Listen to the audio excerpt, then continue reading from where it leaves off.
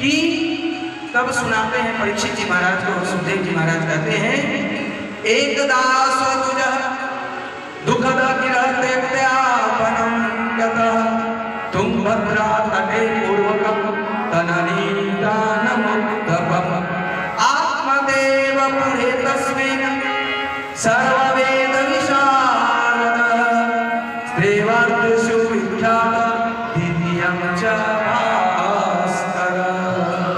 कहते हैं कि यहाँ पर आत्मदेव नामक जो ब्राह्मण था वो तुंगभद्रा नदी के तट पर रहता था। अरे बजाने के समय बढ़िया से बजाइए ना। तो तुंगभद्रा नदी के तट पर जब रहता था, तुंग माने होता सकड़ा, भद्र मतलब कल्याण करने वाले। बस संक्षिप्त में समझ लो आत्मा रूप से। आत्मा क्या है? हमारा ही आत्मा, इसको चाहे देव बना लीजिए या शैतान बना लीजिए, बस ये हमारे हाथ में है। और जो तुंगभद्रा यानी सत्संग भजन कीर्तन जहाँ होता है उसके आप बगल में रहो, किनारे रहो, तो ये कल्याणकारी होती है। और ज्यादा हाय हाय करने में लगे रहो, भूमि भवन भवन ये सब में, तो उसका बेटा भी कैसा होता है? तो कहते हैं वह धुंधकारी जैसा होता है। गोकर्ण कब होता है? कहते हैं कि जब सत्संग सुनता है। तो आत्मदेव इसी तरह से वह वेद विशारद था, पंडित था, ज्ञानी था, सब कुछ था।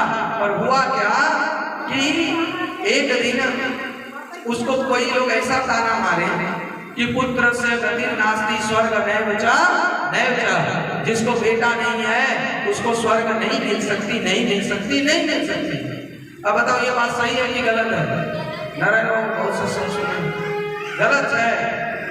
इन्हें को बोल लगे कि बेटा नहीं होने से उसको स्वर्ग नहीं मिलेगा। ये बात सही है कि गलत है? हाँ, लड़की लोग को बोलो कि जो लेडीज है कहेगा गलत है, पेट में मुक्ति देगा क्या? और ऐसे भी वैज्ञानिक युग है, और ना भी वैज्ञानिक युग हो तो भी ऐसी बात नहीं है। ये समाज में एक गलत धारणा बैठ गया है कि बेटा से ही वंश चलता है, बढ़ता है, मुक्ति देता है, और शादी करना चाहिए कि नहीं करना चाहिए। वो पुस्तक देखे किरण जी ने कहा है कि छपवाने में कुछ सहयोग करेंगे, और सहयोग कर दे तो वो पुस्तक को छपवाना चाहते। ऐसे पांडुलिपि पढ़ी है कि उसमें लिखा हुआ विवाह करना चाहिए कि नहीं करना चाहिए, फिर विवाह करना चाहिए तो फिर बेटा बेटा सब लिखा हुआ। और उसमें एक भी प्रश्न, हमने कोई प्रश्न किया, उत्तर दिया कि विवाह नहीं करे तो फिर सृष्टि कैसे चलेगा? भाई सृष्टि चलाने के जिम्मेदार हम थोड़े ही हैं, कोई और है। अभी थोड़ा सा हिला देना, कितनों का सृष्टि जमीन के अंदर चल जाएगा। थोड़ा सा जहाँ बाढ़ थोड़ा ज्यादा आता तो कितनों का कटान तो हो ही रहा था। तो ये सृष्टि चलाने वाले हम नहीं हैं, पर हम मान बैठते हैं हम नहीं, ये कोई और है। तो यहाँ फिर बेटा और बेटी का ही प्रश्न क्या आता है? तब तो जो साधु संत है तब तो उनको मुक्ति नहीं मिलेगी। ये बात नहीं है। बेटा है तो ठीक है, बेटी है तो भी ठीक है, नहीं है तो भी ठीक है। जाई विधि राखा प्रभु, ये बोलने के लिए तो बोलते हैं पर उसमें अपनी विधि लगा देते हैं। यहीं से गलती हो जाती है, यही असत्संग है, यहीं से हम कथा से हट जाते हैं। कथा के महात्म्य ही कहा, जब आत्मदेव को समाज वालों ने ताना मारा, पुत्र से गति नास्ति स्वर्ग नहीं, यहाँ तक भी लोग कहता है जरा बेटा नहीं छे, गाँव देहात का सुन लीजिए, जरा बेटा नहीं छे वो धन कभी हमको में भी नहीं लगे छे। हमको कई लोग कहते हैं कि जरा बेटा, ये सब बात हमको समझ में नहीं आती है, पर होता है थोड़ा बहुत। इसमें यह है कि थोड़ा पुत्र है तो चलो थोड़ा बेटी से, और आजकल समय बदल गया, पहले का समय कुछ और था, इतने वैज्ञानिक साधन नहीं थे, संसाधन नहीं थे, पर अब तो वो बात रही नहीं। कहने का मतलब बेटा है तो मोस्ट वेलकम, और बेटी नहीं है तो कोई गम नहीं। कहने का मतलब ना बेटा अच्छा ना बेटी, और बेटा बेटी नहीं भी है तो कोई बात नहीं, पर प्रयत्न करता रहना चाहिए। पर इसका मतलब ये भी नहीं कि हाथ में हाथ धर करके बैठे रहना चाहिए, बाद बाकी अंदर से एकदम प्रसन्न रहना चाहिए। क्योंकि अंतिम समय में काम तो सब आएगा, बेटा भी आएगा, बेटी भी आएगा, पर बाथरूम तक तो खुद ही जाना पड़ेगा, कष्ट तो खुद ही दिखाना पड़ेगा, वो थोड़ी कोई और ले लेगा। तो कहने का तात्पर्य है अंत काल में जिसको भगवान याद आ जाए तो दूसरा थोड़ी याद दिला देगा। हम लोग जो भजन में गाते, देहांत काले तुम सामने हो, बंसी बजाते मन को निभाते, यही गीत गाते नाथ तन को त्यागो, श्री कृष्ण गोविंद हरे मुरारी। अब बताओ मरने के समय इतना जो टीवी सीरियल ना जाने और रंगारंग कार्यक्रम देख रहे हैं, तो मरने के समय क्या याद आएगा? जो देखते हैं वही में याद आएगा।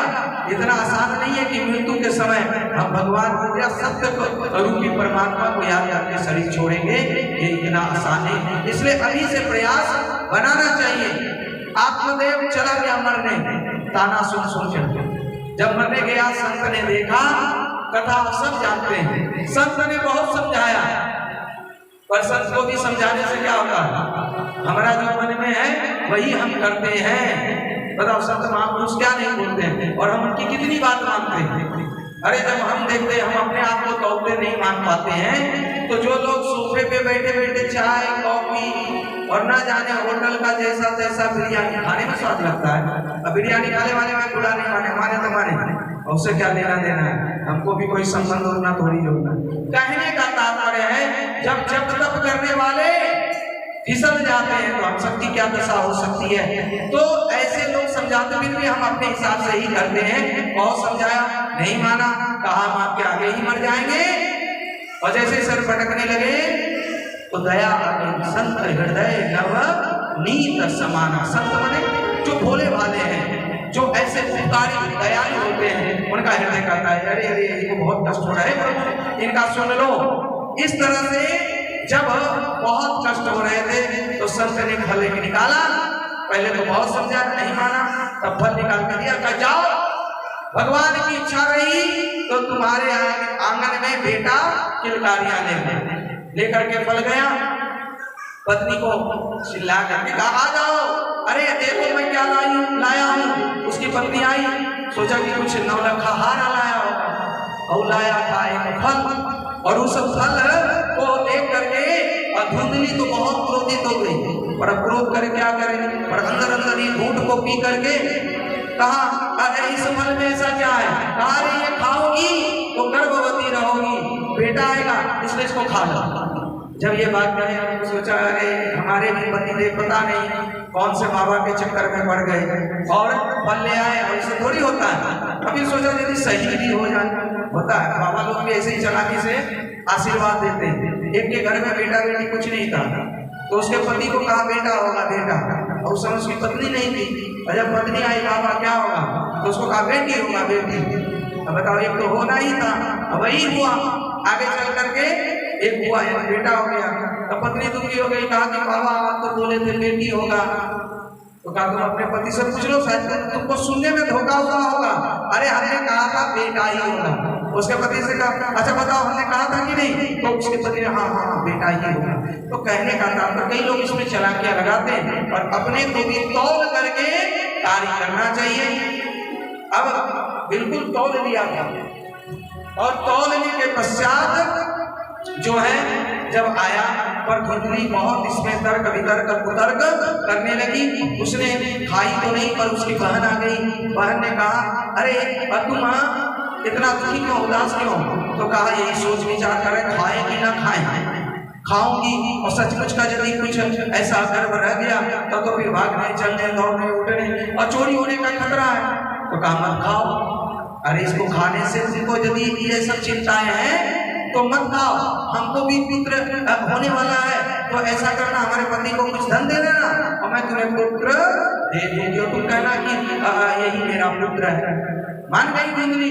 का इस फल का क्या करें? का तुम्हारी गाय को भी तो बछड़ा नहीं हो रहा है, गाय को खिला के देखो इससे क्या होता है। गाय को दिया, और गाय को जब दिया तो कहते हैं सबसे पहले तो गाय से ही एकदम सुंदर सा गाय के कान के जैसा बछड़ा रूपी जो एकदम गौ जैसा मुख भी था और बिल्कुल मनुष्य रूप में प्रकट लिया, जिसका नाम गोकर्ण रखा गया। बोलते गोकर्ण जी महाराज की, गोकर्ण जी महाराज की। और ठीक 3 महीने बाद इधर धुंधकारी भी जो है उसके घर आया, उनका नाटक करती रही और उसका नामकरण धुंधली अपने नाम से धुंधकारी कर दिया। एक पूरब, एक बिल्कुल पश्चिम, एक संस्कारी और एक बिल्कुल दुराचारी। अब वो पैसे के लिए रुपये के लिए अपने पिता को ही सताने लगा, और एक दिन तो इतना सताया पिता दुखी होकर के एक कोने में बैठा हुआ था। तभी गोकर्ण जी महाराज ने कहा पिताजी ये जो शरीर है ये दुख का कारण तो है ही, पर इस संसार में कुछ नहीं रखा है। ये संसार असार है, असार खलु संसार दुख रूपी विमोह का। बताओ ये श्लोक याद रहेगा? ये संसार असार है, दुख का कारण है। कितनों दुख का कारण लगे फिर भी हम संसार को असार नहीं समझते। संसार का मतलब यह संश्रयति संसार, जो सड़क रहा है, खिसक रहा है। खिसक रहा है कि नहीं? बचपन गई, किशोर अवस्था आया, अब जवान हुए, जवानी गई, अब बुढ़ापा आ गया, फिर भी मन अभी बूढ़ा नहीं हुआ है। मन अभी कहता और 2-4 बीघा और 1 बीघा और 10 बीघा, पता नहीं और कितना बीघा चाहिए। एक सेठ से इसे किसी ने मुनीम से कहा देखो कितना संपत्ति है, कहा 7 पीढ़ी के लिए है। सेठ दुखी हो गया, तब 8वां पीढ़ी क्या खाएगा? चलो 8वां पीढ़ी के लिए कमाते हैं। अरे अपना कमाइए, खाइए, आनंद में रहिए, बढ़िया गाड़ी खरीदिए, गाड़ी का प्लास्टर करिए, बढ़िया कपड़ा पहनिए, अरे एकदम मस्ती से चलिए। पुत्र सुपुत्र तो का धन संचय, सबको पता, अब फिर भी दिल है नहीं मानता नहीं। और पुत्र पुत्र तो का धन संचय, तो इधर समझाया इसने गोकर्ण जी ने कि सार संसार खलु विमोह का, सुत कस्य धनम कस्य स्नेह सजनम न चंद्रस्य सुखम कश्चित सुखम चक्रवर्तीना सुख शक्ति विरक्तस्य सुखाराय तमन। देखिए संसार में सुख किसी को नहीं है पिताजी। कोई तन दुखी, कोई मन दुखी, कोई धन बिन रहत उदास, थोड़ा थोड़ा सब दुखी असुखी राम के दास। इसलिए पिताजी देह अस्थि मांस रुधिर अभिमन्त्य त्यज्य, ये अस्थि मांस रुधिर का शरीर का त्याग कीजिए। जगत दासी सदा वस्तिम तिष्ठति पश्यणाम सहस्राग्यम वैराग्य गमन भक्ति निश्चय धर्म भजस्व सततम त्यज्य योग धर्माणाम सेवस्व साधु पुरुषाहि लेह काम तृष्णा अननस्य पूर्ण दोष चिंतन मासु मुक्त्वा सेवा कथा रसमहो नितराम पिबत। ये 4 लाइन में पूरी सार कर दी पिताजी। ये अस्थि मांस शरीर से क्या इतना मोह करना, और इसका त्याग करके आप बस भगवान के भजन में लग जाइए। अपना काम करिए, कर से कर्म करो विधि नाना, और चित राखो जहाँ कृपा निराना। और पिताजी एक बात कहें, दूसरे का कौन दोष का चिंतन छोड़ दीजिए। हम लोग ना दूसरा कैसा है यही देखने में लगे रहते हैं, कौन कैसा क्या किया, तो दूसरे का ना गुण देखिए और ना दोष देखिए। दोष तो देखते हैं, अब गुण भी मत देखिए। अच्छा है तो अपने लिए, और बुरा भी है तो अपने लिए। देखना है तो अपने गुण दोष देखना है, और उसको देख करके परमात्मा के हरि के चरणों में आप गति को पाए। इस प्रकार से बड़ा सुंदर समझाया। आत्मदेव गया और आत्मदेव वहां पर जा करके जो है भजन कीर्तन करते हुए अपने शरीर का त्याग किया। इधर धुंधकारी बहुत घर में कोहराम मचा दिया, दुराचारी था। उसका भाई जो है गोकर्ण जी भी तीर्थ यात्रा में निकल पड़े, और इधर आत्मदेव इतना सताया कि क्या कहना कहे। आत्मदेव को सताया तो चला गया, और धुंधकारी अपनी माँ को भी बहुत सताने लगा। तो इस प्रकार से उसकी माँ भी बहुत दुखी हुई। एक दिन कुएं में जा करके प्राण से हाथ धो बैठी। इस प्रकार से माँ भी चली गई। अब देखो बेटा बढ़िया, बेटी क्या हुआ? इसलिए किसी संत ने कहा भजन करत बेटी भली, भजन करत बेटी भली, बिना भजन नहीं पूत। चाहे बेटा कितना भी हो, यदि वो भजन न करे तो बिना भजन नहीं पूत। कहते सबरी तो वैकुंठ गई, अधुतकारी भयो भूत। सबरी तो वैकुंठ गई, अधुतकारी भयो भूत। ऐसा नहीं कि स्त्रियां मुक्ति नहीं पाई, स्त्रियां जो है भक्ति के पथ पर आगे नहीं बढ़ी। इस प्रकार कहते हैं कि आगे चल करके जब एक दिन चोरी उरी करके धुंधकारी घर में लाया बहुत सामान खजाना, 5 वेश्याओं को भी रख लिया था। 5 वेश्या कौन है? हमारा आँख नाक कान जीभ त्वचा, इसी से हम गलत कार्य करते हैं। अच्छा खाने का मान हो, बस अब घर का खाना भूल करके चाउमीन बर्गर में फंसे रहते हैं। अब देखो चाउमीन में नूडल्स में कितने क्या है। और नूडल्स खाने वाले का बाद में क्या हाल है। आजकल मोबाइल पर देखते ही हो, और मोबाइल में कहता ना कि कचरा क्यों दे रहे हो, तो कचड़े से बचो भाई।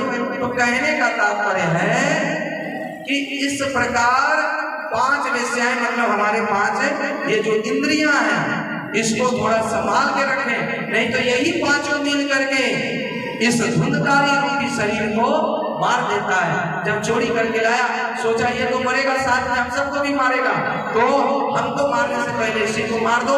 किसी ने पैर पकड़ा, किसी ने हाथ, और किसी ने जलता हुआ अंगारा में डाल दिया, और वहीं पर धुंधकारी की जो है प्राण निकल गया शरीर से, और आगे चल करके धुंधकारी प्रेत योनि को प्राप्त हुआ। जब ये बात गोकर्ण जी ने सुना, गया में गया, और गया में श्राद्ध कर्म करके अपने घर आया। एक दिन रात को रोने की आवाज सुनाई पड़ा, तो उस रोने की आवाज सुनाई जिधर से पड़ा तो कहा तुम कौन हो। तब जाकर के उधर पानी छिड़का तो कहा हम भ्राता यानी हम तुम्हारे भ्राता है, भाई हैं। तो कहा अरे तुम्हारा तो श्राद्ध कर्म हमने गया में कर दिया। धुंधकारी ने कहा गया श्राद्ध सतने दी ना मुक्ति भविष्यति, गया में जाकर के तुम 100 बार श्राद्ध कर दो तो भी हमें मुक्ति नहीं मिलने वाली, क्योंकि हमने पाप ही ऐसा किया है। तब जाकर के गोकर्ण जी महाराज सूर्य देव से जाकर के पूछते हैं, सूर्य देव कहते हैं भागवत करो, और फिर जाकर के भागवत करते हैं, और भागवत करते हैं सबको निमंत्रण देते आ जाना भाई। अब कोई ना आए तो क्या करें। कृष्णगंजन जी ने तो बहुत अपना दिमाग लगा करके छपवाया आमंत्रण पत्र, हम भी मेहनत करके गए, जैसा जैसा निकाल के लाए, और फिर भी कोई ना आए तो क्या करें। तो कहते हैं भाई यही तो खजाना है, लूट लीजिए, और ये किसी व्यक्ति का नहीं है, ये तो भगवान का है, और ये इतना सुंदर लुटाया जा रहा है।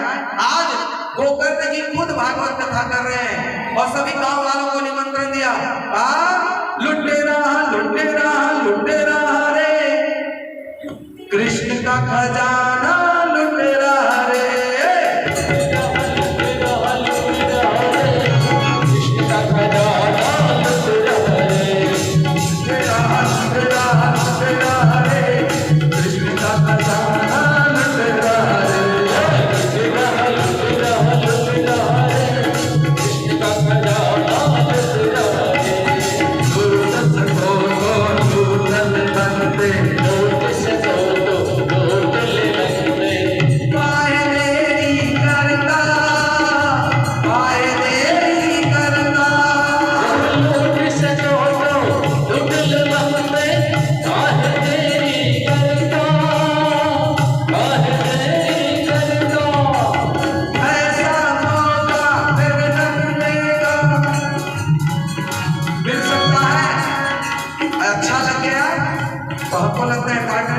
सहयोग से फिर होते ही रहेगा, मिल भी सकता है। पर 2024 का ये शरद पूर्णिमा कार्तिक महीने में ये जो कथा हो रही है शायद ये मिले कि न मिले।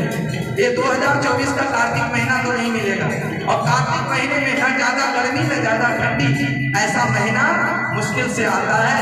इसलिए ऐसा मौका फिर मिले ना मिले, इसलिए कहा गया ऐसा मौका फिर न मिलेगा, क्यों न झोली भरता, क्यों न झोली भरता, ऐसा मौका फिर न मिलेगा, क्यों न झोली भरता, क्यों न झोली भरता। प्रभु की शरण में आकर के, प्रभु की शरण में आकर के, जो कुछ भी मांगा मिल गया रे।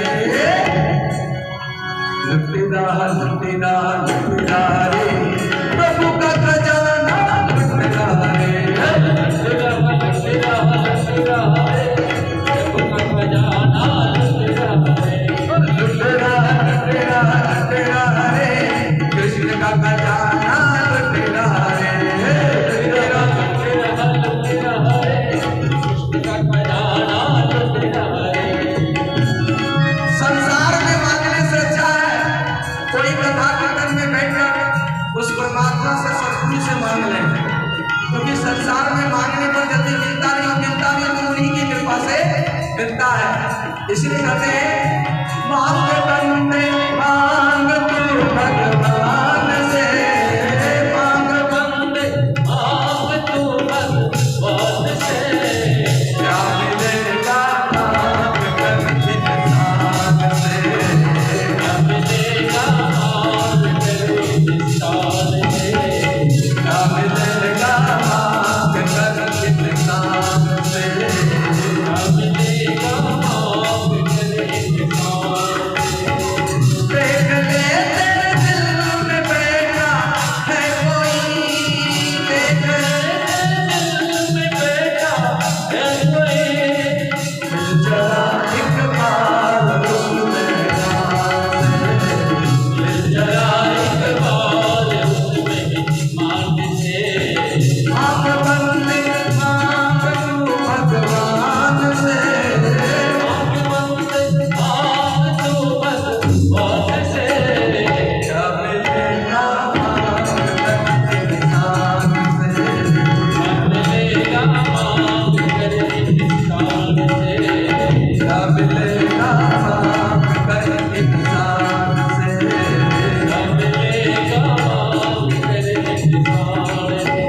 लुटेरा लुटेरा लुटेरा रे, कृष्ण का खजाना लुटेरा रे, लुटेरा लुटेरा लुटेरा रे, कृष्ण का खजाना लुटेरा रे, लूट सके तो लूट ले बंदे, आए तेरी करना, आए तेरी करना, लूट सको तो लूट ले बंदे, आए तेरी करना, आए तेरी करना। ऐसा समझा फिर न मिलेगा, ऐसा मौका फिर न मिलेगा, क्यों न झोली भरना, क्यों न झोली भरना, ऐसा भरना, क्यों न झोली भरना। लुटेरा लुटेरा लुटेरा रे, कृष्ण का खजाना लुटेरा रे, लुटेरा लुटेरा लुटेरा रे, कृष्ण का खजाना लुटेरा रे, लुटेरा लुटेरा लुटेरा रे, प्रभु का खजाना लुटेरा रे, लुटेरा लुटेरा लुटेरा रे, प्रभु का खजाना लुटेरा। कौन सा खजाना? ये आनंद का खजाना। बोलते आनंद कंद भगवान की, कृष्ण कन्हैया लाल की, भक्त और भगवान राम सिया राम, जय जय सिया राम, राम सिया राम, जय जय सिया राम, राम सिया राम, जय जय सिया राम, राम सिया राम, जय जय सिया राम, राम सिया राम, जय जय सिया राम, राम सिया राम, जय जय सिया राम, राम सिया राम, जय जय सिया राम। बोलो श्याम रामचंद्र भगवान की।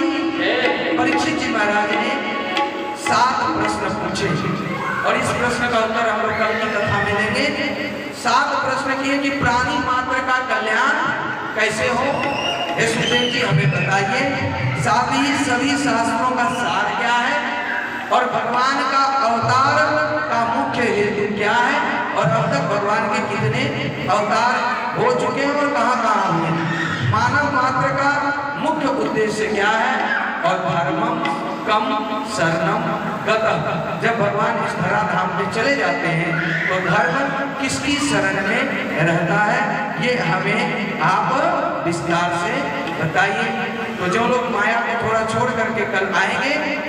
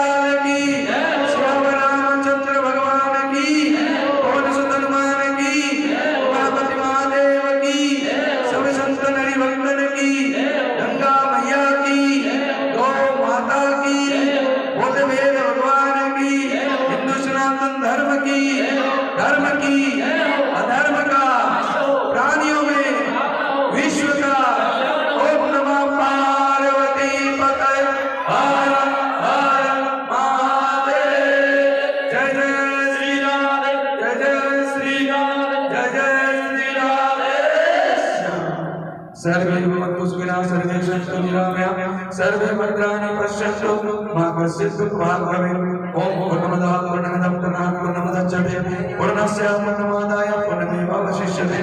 ओम शांति शांति सुशांति भवतु। इसके साथ आज प्रथम दिवस कलश यात्रा सहित श्रीमद् भागवत महात्मा की कथा यहीं पर विराम होती है।